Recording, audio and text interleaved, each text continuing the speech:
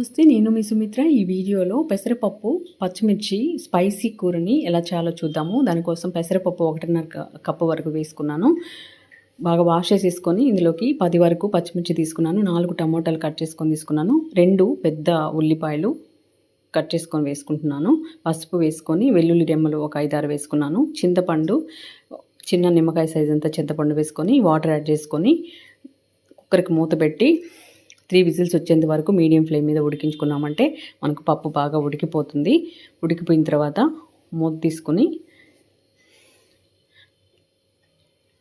ఇందులోకి టేస్ట్కి సరిపడా సాల్ట్ వేసుకొని మ్యాషర్తో బాగా మ్యాష్ చేసేసుకున్నాము. మ్యాష్ చేసుకున్న తర్వాత ఇందులోకి థిక్ అనిపిస్తుంది కదా, కాస్త వాటర్ యాడ్ చేసుకొని అంతా కలిపేసుకొని ఒకసారి స్టవ్ మీద పెట్టుకొని 2 పొంగులు వచ్చేంత వరకు ఉడికించుకున్నామంటే పప్పు చాలా బాగుంటుంది. తర్వాత పోపు కోసం గిన్నె పెట్టుకొని ఆయిల్ వేసుకొని ఆయిల్ హీట్ అయిన తర్వాత ఆవాలు, జీలకర్ర, క్రష్ చేసుకున్న వెల్లుల్లి, కట్ చేసుకున్న ఉల్లిపాయ, 2 వెండిమిర్చి కానీ నేను చల్లమిరపకాయలు వేసాను, ఆనియన్ వేసుకొని కరివేపాకు కూడా వేసుకొని ఇంగువ కాస్త వేసి బాగా వేగిన తర్వాత ముందుగా ప్రిపేర్ చేసుకుని పప్పులోకి వేసేసుకొని అంతా కలిపేసుకొని స్టవ్ ఆపేసుకోవడమే. అంతే, ఎంతో టేస్టీ అయిన పెసరపప్పు స్పైసీ కర్రీ మనకు రెడీ అయిపోయింది. మీరు టేస్ట్ చేసి ఎలా వచ్చిందో కామెంట్ సెక్షన్లో తెలియజేయండి. దేంట్లోకైనా బాగుంటుంది, టిఫిన్స్లోకైనా, రైస్లోకైనా, చపాతీలోకైనా. Thanks for watching.